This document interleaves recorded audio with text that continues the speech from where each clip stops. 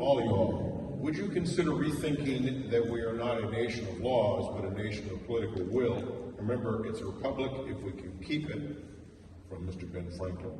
And to top it off, thank you for your service sincerely. Anybody care to respond? Can you repeat the question? Yes. Would you consider rethinking that we are not a nation of laws, but a nation of political will? Well, I don't know about the political will, but I agree that the way law is now conceived, that is to say agency rules and regulations and the ability to consider the Supreme Court, the law, I agree that the concept of being a nation of laws is a cage in which we are gradually locking ourselves in. If we cannot, okay, so I can pontificate for a minute. Two things. Law in old times was that which was written.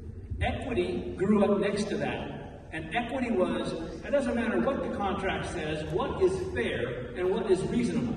Law said, well, you didn't cross the T, you didn't dot the I. In this case, you're not going to get the remedy that you thought you were going to get. So you may go to a court, a separate court of equity, and equity may give you a remedy.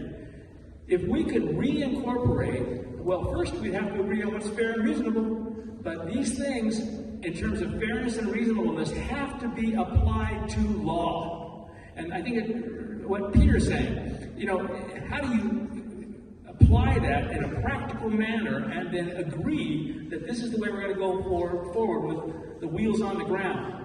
That's the difficulty. So I agree that to say that we are a nation of laws is cornering us. We've got to begin to incorporate equity before we can incorporate an application of whatever that law is, or while incorporating that law or applying that law.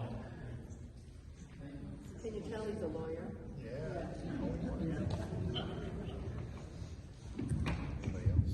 Your turn, if you want. Oh, is it for all? I mean, oh. Do you want to pontificate like Vito? I don't. I can't do it as well. So I'm just going to say what he said. And it's. I think that's. I agree, and it's. We, I think, as a society, have started to get a little bit too narrow focused on the either or, and it's kind of back to what Vito said about what I said, and it's just that there are complexities about distilling the execution of our shared intention. It's easy for us to say we agree with a concept, but how we actually get that down and execute it is the critical thing. And I think that the fact that we are a nation of laws, we can still be a nation of laws, but we still need the political will of the people, like the folks that participate in the process, showing up here today to say, now here's how we change the laws to match what the citizenry expects from its government. And it's a back and forth supportive effort between the citizens and the folks that are elected to make sure that we use the laws as what they were intended to help protect the citizens, not to empower the state and control what the citizens are ultimately going to do. And so I think it's a fair balance between the two, of political will and being a nation of laws. And the more we work together to make sure that the laws are correctly written and administered, that's when we get a win.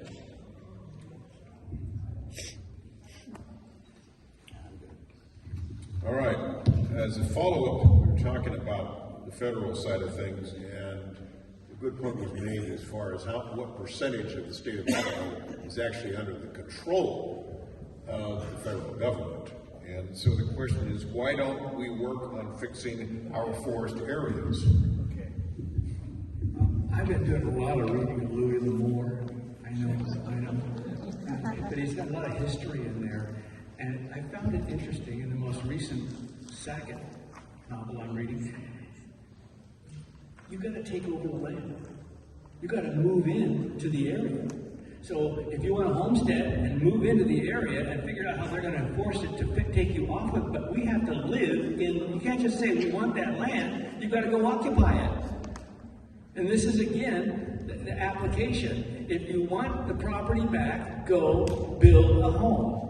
Oh my goodness, can we even go out and grow our own garden and shoot and do the thing? You know, raise our, that's going to be pretty tough. But if you want the land back, we got to occupy it. That's the answer to that question. Not laws, not telling them we don't want your money anymore, although that would collapse us if we did. But the bottom line is, you want that? Move in. Let's homestead it. Let's just take it.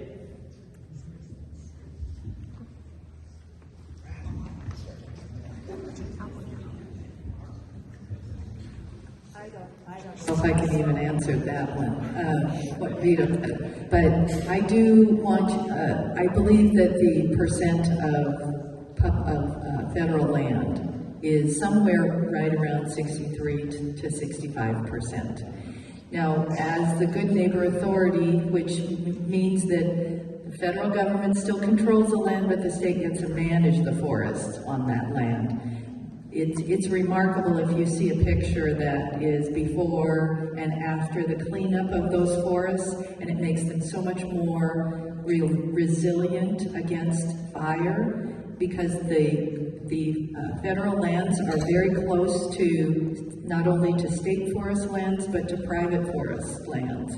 And if a terrible fire starts, this was back from the Clinton administration in the 90s that they changed the rules about managing the federal forests, and they don't go in and clean them up anymore. And that's what this Good Neighbor Authority that the state has made a deal with the federal government for state management of the Good Neighbor Authority lands. And then as they log out the timber off of those lands in a very managed and healthy forest way, then that money goes back into the Good Neighbor Authority to clean up more and more of the lands so that we can prevent the terrible forest fires that start on the federal lands and then move on to state or private lands, and some of those horrendous forest fires that we had a few years ago. So that's what I think. The more we can work, if you don't want the dramatic solution that Vito had, and he might want to talk to Phil Hart about what happened. Yeah. Anyway. Just real quickly, had a question about that at an event I was at, and thought I knew the answer, that I went and researched it. And unfortunately for us, when our country was founded in the 13 colonies, the federal government was given possession of lands moving west of our original 13 colonies when territories were subdivided. You saw what you saw. And it takes, I believe, a 2/3 vote or a congressional action to eliminate that law. I know we're talking about law and political will, but that's kind of the framework that's working right now. And I had an opportunity to talk to Representative Fulcher, because one of the things that I think is important is that he gave me some advice. We got to wait until the Republicans can take control of the House, because nothing's going to happen until it happens. But one of the things you can do is that PILT program, payment in lieu of taxes. Yes, it's our tax dollars that we're paying to the federal government, but we get so little return in the state of Idaho on the federal land, and I don't. Jeff's nodding, and I used to know the number. I don't know if it's like 69 cents an acre, or, I mean, it's just a terrible amount that we get on federal land compared to our private land and state land. Our state is a much better steward of our state land than the federal government is. The forests are cleaner, they're better, we do all these things. There was and payment in lieu of taxes means what the federal government reimburses Idaho for the federal land here that they don't let us use the way we want, okay?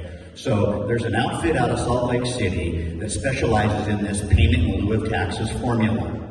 And if we can work with our congressional delegation in Washington, D.C., through perhaps our resources committee, and we can get that number bigger, which it should be because that's our land, well, guess what? We don't depend on the federal government as much for some of the money that we give us. And that's, I think, I'm not going to say rational, I think that's a roadmap to getting what we're due for our land and being less dependent on federal dollars, because then we can put that to our land here. So that's one of the things I've been starting to work on, and I think that's a real path forward for us to help us control our destiny, I guess is what I'd say. So, thank you.